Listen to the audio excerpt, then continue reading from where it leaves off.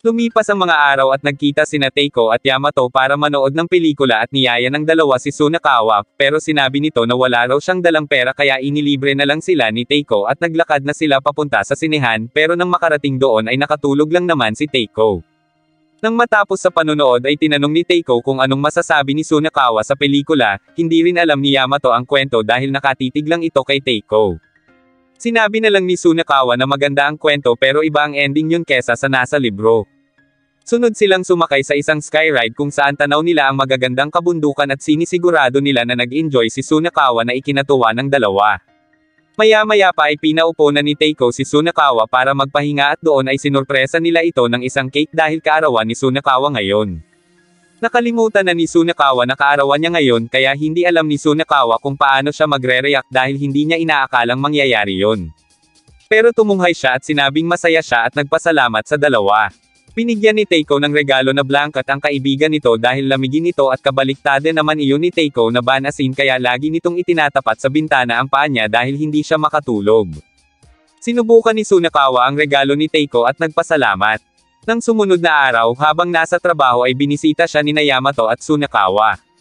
Sinabi ni Yamato na bagay kay Teiko ang suot na uniforme nito at nang makuha ang kanilang order ay habol pa ang tingin nito sa binata. Biglang may isang lalaki ang nakiupo sa kanila at sinabing pinakiusapan ng manager si Teiko na huwag umalis doon at kahit sa kanalang ito magtrabaho kapag may oras siya dahil maraming humahanga dito.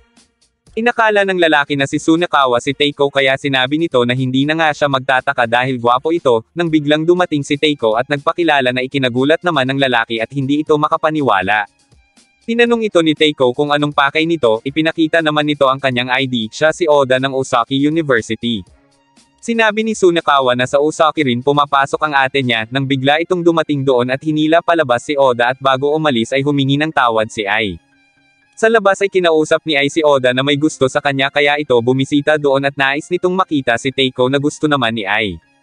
Nauwi sila sa pagtatalo dahil sa pag-question ni Oda sa itsura ni Teiko kaya sinabi ni Ai na bumalik na lang si Oda sa Nagoya pero hindi ito pumayag dahil nais pa nitong makausap si Teiko para mas makilala pa iyon at maintindihan kung bakit iyon nagustuhan ni Ai. Nagalit si Ai at sinabing pinagugulo lang ni Oda ang sitwasyon gayong may girlfriend na si Teiko at mabait na tao si Yamato kaya masaya na siya para sa dalawa. Sinabi ni Ai na umuwi na lang ito at ihahatid niya na ito sa istasyon. Habang naglalakad pa uwi sina Teiko at Yamato ay napag-usapan nila na umuwi pala si Ai.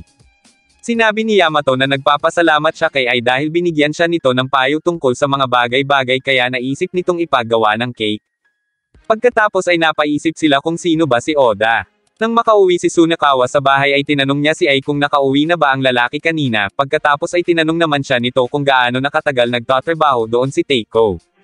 Samantala, abala si Teiko sa paghahanap ng lugar na pupuntahan nila ni Yamato sa araw ng kanyang sweldo. Tinawagan niya si Yamato at tinanong kung gusto ba nitong pumunta sa Land pero hindi ito pumayag kaya nalungkot si Teiko. Pumunta siya kay Sunakawa pero nandoon pala si Ai, nilapitan siya nito at humingi ng paumanhin dahil sa pang-aabala ni Oda. Humingi rin ng paumanhin si Teiko dahil sa inasal niya kay Oda na kaibigan pala ni Ai. Tinanong siya ni Ai kung anong kailangan niya kay Sunakawa, doon niya sinabi na niyaya niya si Yamato sa Land pero tumanggi iyon kahit pakiramdam naman niya ay gusto naman ni Yamato. Sinabi ni Ai na tatanungin niya si Yamato at niyaya silang mag-try bukas na ikinatuwa naman ni Teiko. Natutuwa si Ai na tulungan ang dalawa dahil pareho namang mabait sina Teiko at Yamato. Kinabukasan ng magkakasama na sila ay agad na tinanong ni Ai si Yamato kung nakarating na ito sa Land, doon natutunan ni Teiko na dapat palang pag-usapan muna ang tungkol sa lugar bago magtanong kung gustong pumunta doon. Nang sumagot si Yamato na masaya at gusto niya sa lugar na iyon ay sinabi ni Ai na gumala sila doon ni Teiko pero sinabi ni Yamato na ayaw niyang pumunta doon kasama si Teiko bagay na ipinagtaka nito nang biglang makisingit si Oda sa usapan. Nagalit si Ai dahil hindi pa pala ito umuwi pagkatapos ay humingi ng tawad si Teiko sa inasal niya kahapon. Doon isiniwalat ni Oda ang nararamdaman para kay Ai kaya sinabi ni Yamato na kaya pala siya nagpunta doon ay para suyuan si Ai. Pero dagdag pa ni Oda na busted siya kay Ai dahil may iba itong gusto bagay na ikinagulat ni Ai kaya pinagbantaan niya si Oda kapag nagsalita pa ito. Iniba na ni Oda ang usapan at tinanong si Yamato kung kaya ba nito ayaw pumunta sa Land na kasama si Teiko ay dahil may nagsabing nagkakahiwalay ang mga magkasintahan na pumupunta doon, at inamin nga ni Yamato na iyon nga ang dahilan kaya naintindihan na siya ni Teiko.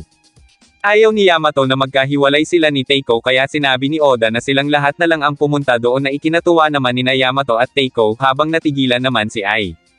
Para sa ikasasaya ng dalawa ay pumayag na rin si Ai na pumunta sa Land bukas. Maya-maya pa ay umuwi na sila at nang maiwan sina Ai at Sunakawa ay sinabi ni Ai na aksidente niyang naikwento kay Oda ang tungkol kay Teiko dahil noong nasa isang seminar sila ay para siyang na-hypnotized. Habang nasa park ay biglang lumitaw si Teiko sa likod ni Oda kaya nagulat ito ng sobra. Nagpasalamat si Teiko kay Oda dahil makakapunta sila ni Yamato sa Land at nang malaman na wala nang matutuluyan si Oda ay niyaya niya ito sa kanila. Mabuti na lang at mabait ang ina ni Teiko dahil pumayag iyon at ipinaghain pa sila ng masasarap na pagkain, gayon din ang ama nito na binati pa siya nang dumating doon. Habang nakahiga ay napag-usapan nila si Ai kung paano ito nagalit sa kanya noong naiwala niya ang mga dokumento. Naalala ni Teiko ang araw na una silang nagkakilala ni Ai pati kung paano siya nito tinuruan sa tamang pagsusuot ng damit. Sinabi ni Oda na kahit may ibang gusto si Ai ay hindi niya iyon susukwan kaya naisip ni Teiko na mabait ito. Kinabukasan nang lumabas ng pinto ay binati ni Ai si Teiko nang biglang batiin naman siya ni Oda. Nagtanong ito kung bakit siya nandoon, hinila siya nito at sinabing mananagot siya kapag sinabi niya kay Teiko ang lahat. Ibinulong naman niya kay Ai na ihihiwalay niya si Yamato kay Teiko sa Land para makasama ni Ai si Teiko at maamin nito ang nararamdaman para kay Teiko. Alam niyang hindi makamove on si Ai kay Teiko dahil hindi pa nito nasasabi ang nararamdaman niya at sa paraang iyon ay magkakaroon sila ng closure. Nang marinig iyon ay nagulat si Ai pero itinanggi nito na gusto pa niya si Teiko kaya sinabi ni Oda na tigilan na nito ang pagpapasakit sa sarili. Inisip ni Sunakawa na nag-aaway ang dalawa kaya niyaya na niya ang mga ito at bago umalis ay sinabi ni Ai na ayaw niya sa plano ni Oda, inisip nito kung paano siya magkakaroon ng tsansa. Habang nasa tren ay napansin ni Yamato na madaming sakay na papunta rin sa Land. Naalala ni Sunakawa na naiwan niya ang cellphone niya kaya wala siyang pang-contact sa mga ito kapag napahiwalay siya. Nang makapasok sa Land ay sumubok silang magsuot ng mga cute na tinda doon pagkatapos ay sumakay sila sa mga rides. Sa sobrang saya ni Yamato ay sinabi niyang sumasakit na ang mukha niya. Nang makita ang mascot ni ay niyaya ni Yamato si Teiko na magpa-picture pero naalala niyang isa iyon sa mga jinx o malas na gawin doon. Niyaya na lang siya ni Oda at ay nasumakay ng rides kaya naiwan sina Sunakawa at Teiko na pumasok sa nakakatakot na parte ng amusement park kaya habang nagsasalita ay nagugulat si Teiko.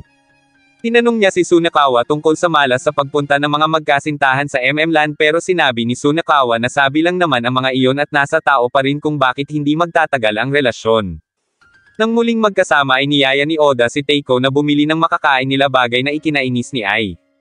Habang nakapila ay tinanong ni Oda kung paano nakilala ni Teiko si Yamato at kung sino ang unang nagtapat sa kanila. Sumagot si Teiko na sa tingin niya ay si Yamato kaya sinabi ni Oda na gusto rin niyang umamin na nang nararamdaman si Ai sa taong gusto nito para magkaroon si Ai ng closure. Habang kumakain ay sinabi ni Oda na sumusuko na siya kaya pagkatapos nyon ay babalik na siya sa kanila. Pero nang alukin niya ng footlong si Ai ay natapon iyon sa damit nito kaya pumunta ito sa CR para linisin iyon. Sunod na niyaya ni Oda sina Sunakawa at Yamato na bumili ng popcorn at iniwan nila si Teiko. Planado pala iyon ni Oda para maiwan ang dalawa ni Ai at Teiko. Nag-text ito kay Ai at sinabing kasama niya ang dalawa kaya may pagkakataon na siyang umamin sa binata. Nang makabili ng popcorn ay niyaya muli ni Oda ang dalawa sa ibang lugar. Samantala, habang kasama pa rin si Teiko ay nag-text si Oda kay Ai na ginawan niya ng paraan para hindi magkakontakan sina Teiko at Yamato pero sinabi ni Ai na hindi siya aamin kaya magsama-sama na ulit silang lima. Nag-reply si Oda at tinanong kung ayaw niya bang malaman ang magiging reaksyon ni Teiko sa pag-amin niya at doon napaisip si Ai. Habang hawak ang cellphone ay tinanong ni Yamato kung matatawagan ba niya si Teiko pero nagpalusot lang siya muli. Hindi na sila magkatagpo kahit hinahanap ni Teiko ang tatlo dahil inililigaw sila ni Oda hanggang sa nakaramdam na ng pagod si Ai kaya niyaya siya ni Teiko sa nakaka-relax na ride. Pero lalo lang nahilo si Ai sa ride na iyon kaya niyaya pa siya ulit ni Teiko sa 3D Dome at sinabing mamaya na lang nila hanapin sina Yamato. Inaliw din naman ni Oda si Yamato sa pagsakay sa mga rides pero habang nasa 3D Dome ay nagkahiyaan ang dalawa. Sa labas ay isang bata ang umiiyak kaya binuhat ito ni Teiko para makita ito ng kanyang ina. Doon ipinaalala ni Ai ang paghahalin tulad sa kanya noon ni Teiko sa isang bulaklak pero hindi na iyon maalala ni Teiko kaya niyaya na siya ni Ai na hanapin sina Yamato. Hindi na maalala ni Teiko ang sinabi niya noon pero nang makita niya ang parehong bulaklak ay sinabi niyang para iyong si Ai kaya natawa na lang ito at sinabing iyon nga ang bulaklak na tinukoy noon ni Teiko. Habang naglalakad ay hindi na muling nakatanggap ng text si Oda mula kay Ai kaya sinabi niya sa dalawa na maghiwalay sila para hanapin sina Ai. Habang tumatakbo ay naalala ni Oda kung paano niya narinig kay Ai ang tungkol kay Teiko at sa nararamdaman nito. Nang magkaroon ng pagkakataon si Ai na aminin ang nararamdaman ay hindi yun narinig ni Teiko dahil sabay iyon sa pagtunog ng paalala kaya iniba nito ang usapan at sinabing hanapin na niya si Yamato. Nadismaya si Oda dahil hindi pa rin umamin si Ai kay Teiko pero sinabi ni Ai na hindi niya na yun aaminin kay Teiko kahit kailan dahil gusto niya kung paano siya nito itrato bilang ate. Samantala, hindi pa rin nagkikita sina Teiko at Yamato gayong malapit nang magsimula ang parada na gusto nilang mapanood ng magkasama, pero bago umalis si Yamato ay ibinigay niya ang maliit na cake kay Ai bilang pasasalamat. Sabay na kinain ni Ai at Oda ang cake habang iniisip kung nagkita na ang dalawa pero sinabi ni Oda na kapag mahalaga ang isang bagay ay madali lang itong makita kahit paulit-ulit pa itong mawala. Sa huli ay nagkita rin ang dalawa kaya sabay nilang napanood ang parada. Nang marinig ni Teiko ang isang bata na umiiyak dahil hindi makapanood ay umupo si Teiko kaya naglapit ang mukha nila ni Yamato pero nasira ang moment nila nang dumating si Sunakawa. Nang makauwi ay nakatulog na si Teiko pero pinipilit pa ito ni Oda na magkwento tungkol kay Ai nung bata pa ang mga ito kaya pilit na nagkwento si Teiko. Ikinwento naman niya iyon kay Ai at kinilig na naman ito kaya nainis na siya kay Teiko.